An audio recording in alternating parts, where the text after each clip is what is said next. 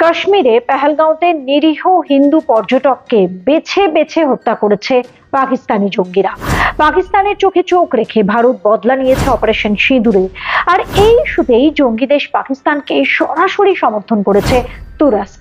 শুধু খোলাখুলি সমর্থনই নয়, জানেন কি, ভারত থেকে তুরস্ক আমদানি করেছে প্রচুর ইঞ্জিনিয়ারিং সামগ্রী, আর তা দিয়েই ফৌজি ড্রোন তৈরি করে তুলে দেওয়া হয়েছে ইসলামাবাদের হাতে।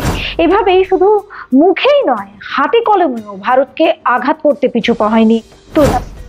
আজ যেমন তুর্কির ব্যবহার, ঠিক তেমনই আজ থেকে ৮০০ বছর আগে এই একই ব্যবহার করেছিল তুরস্ক। ব্যবহার বললে ভুল হবে, বেইমানি করেছিল। তুরস্ক থেকে আসা মুসলিম হানাদারদের হাতে সম্পূর্ণ ধ্বংস হয়ে গিয়েছিল বিশ্বের অন্যতম প্রাচীন বিশ্ববিদ্যালয়, আমাদের ভারতের গর্ব নালন্দা বিশ্ববিদ্যালয়। প্রায় ৩ মাস ধরে দাউ দাউ করে আগুন জ্বলেছিল নালন্দা বিশ্ববিদ্যালয়ের লাইব্রেরিতে।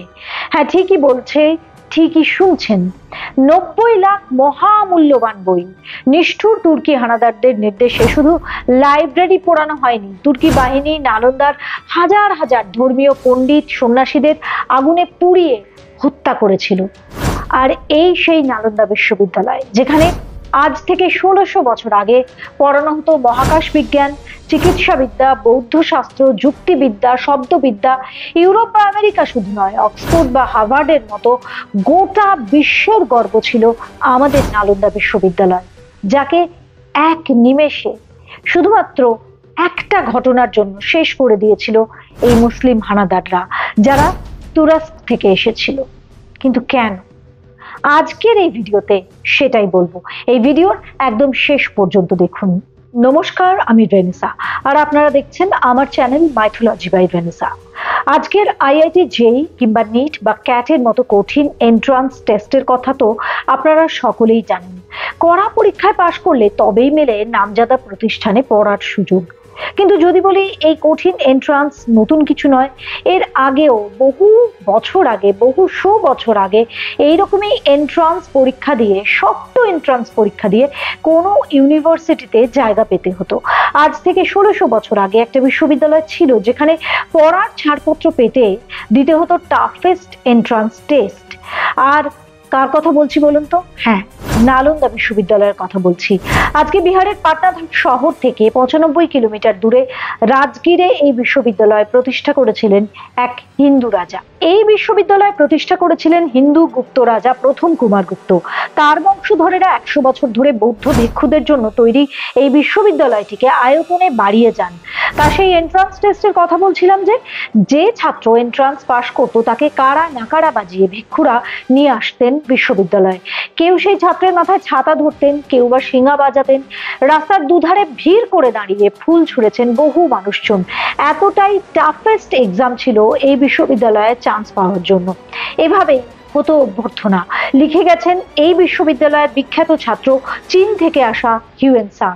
এখানকার বাঙালি ছাত্ররাও কম যাননি। নালন্দার ছাত্র ও শিক্ষক অতীশ দীপঙ্কর শ্রীজ্ঞান পরে পাল রাজাদের বিক্রমশিলা মহাবিহারের আচার্য হন। নালন্দা বিশ্ববিদ্যালয়ের প্রধান হিসেবে দায়িত্বে ছিলেন আর্যভট্ট। তিনি আর্য সিদ্ধান্ত লিখেছিলেন। তার সবচেয়ে বড় অবদান হলো তিনি শূন্য আবিষ্কার করেন। কেমন ছিল সেখানকার হস্টেল, কি পড়ানো হতো, পরীক্ষা কেমন ছিল? নালন্দার ছাত্রাবাসে প্রায় ৩০০টি অ্যাপার্টমেন্ট ছিল।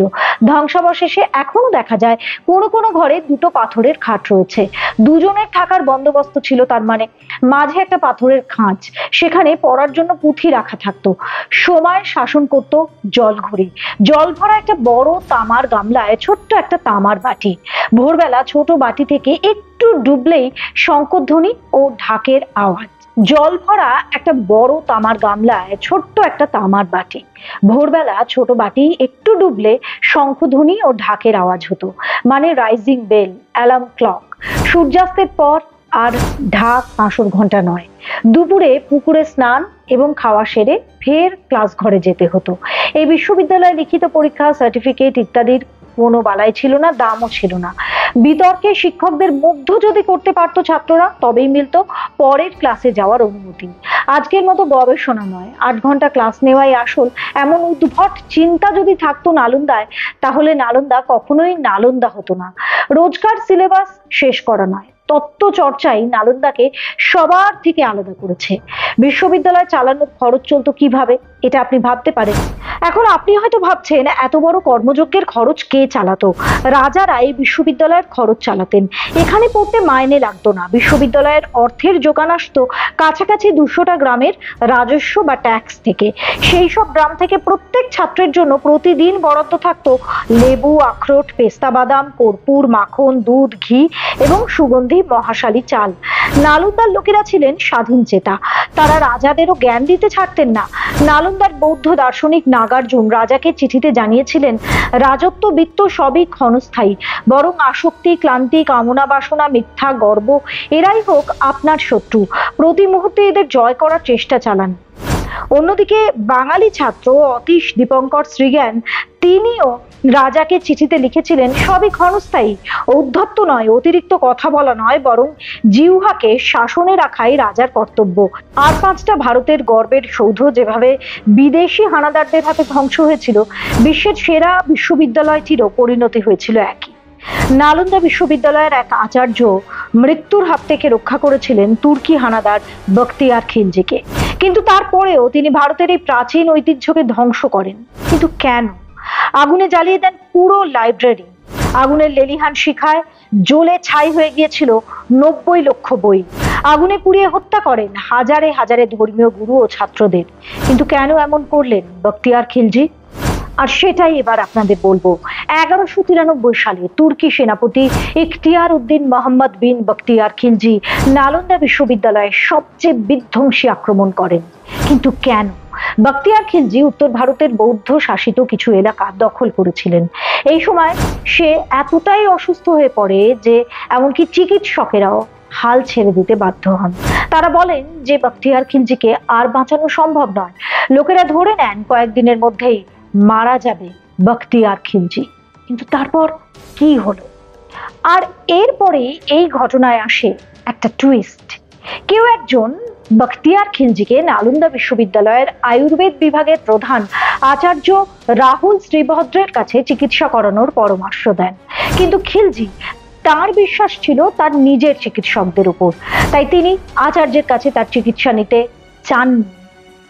এখন বখতিয়ার খিলজি বৈদ্যরাজের সামনে অদ্ভুত একটা শর্ত দিলেন যে তিনি তার দেওয়া কোনো ওষুধ খাবেন না। তার শর্ত ছিল বৈদ্যরাজ যেন তাকে ওষুধ ছাড়াই সুস্থ করেন, তবেই তিনি মানবেন যে তিনি একজন বড় চিকিৎসক।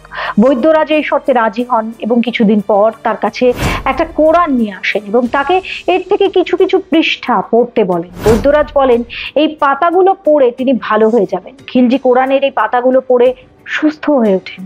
নিজের ধর্মের প্রতি অটুট বিশ্বাস আর অন্যের ধর্মের প্রতি অবজ্ঞা, ঘৃণা এতটাই বেশি ছিল বখতিয়ার খিলজির যে তিনি ভাবতেন যে তার চিকিৎসকেরা ভারতীয়দের থেকে অনেক বেশি জ্ঞানী। কিন্তু শেষ পর্যন্ত প্রাণ বাঁচাতে ডাকা হলো আচার্য রাহুল শ্রীভদ্রকে। তাহলে বুঝতে পারছেন তো যে তুর্কিদের এই বেইমানের ইতিহাসটা খুব নতুন নয়, বহু বহু পুরনো।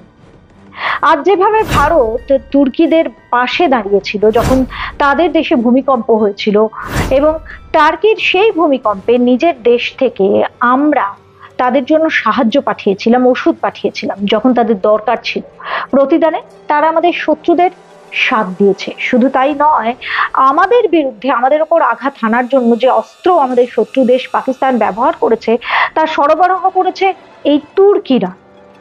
ঠিক যেভাবে আমাদের গর্বের ইতিহাস গোটা পৃথিবীর কাছে যা সম্পদ হতে পারত, আজকে যতটা আবিষ্কার হয়েছে তার থেকে হয়তো 100 গুণ আরো বেশি আবিষ্কার হতো, আর তার জনক হতাম আমরা, আমাদের দেশ ভারতবর্ষ। সেটা হতে দেয়নি এই একজন তুর্কি বখতিয়ার খিলজি, যে আসলে ছিল একজন বেঈমান। তার জীবন যিনি বাঁচিয়েছিলেন, তার জ্ঞানের কাছে মাথা নত করার বদলে তিনি সেই জ্ঞানের ভান্ডারকেই শেষ করে দিয়েছিলেন। এতটাই নিষ্ঠুর, এতটাই বেঈমান, এতটাই শয়তান ছিল এই তুর্কি হানাদার আক্রমণকারী বখতিয়ার খিলজি। এই ভিডিওটা যদি আপনাদের ভালো লাগে অবশ্যই কমেন্টে লিখুন যে নালন্দা বিশ্ববিদ্যালয়ের জন্য আপনারা কতটা গর্বিত এবং কি মনে করেন আপনারা এই তুর্কির সঙ্গে ভারতের কি আর কোনো সম্পর্ক রাখা উচিত? কমেন্টে অবশ্যই লিখে জানান। আর ভিডিওটা ভালো লাগলে লাইক শেয়ার করতে একদম ভুলবেন না, কারণ আপনাদের এই একটা লাইক শেয়ার কমেন্ট আমাকে অনেকটা উৎসাহ দেয়। গুটি গুটি পায়ে আজকে অনেকটা পথ শুধুমাত্র আপনাদের জন্যই পেরিয়ে এসেছি। নতুন একটা পডকাস্ট এনেছি, আর আমার নতুন পডকাস্ট চ্যানেল পডকাস্ট বাই রেনেসা যদি আপনারা দেখেন তাহলে সেখানে নতুন নতুন পডকাস্ট থাকবে, নতুন নতুন অতিথিরা আসবেন সেখানে।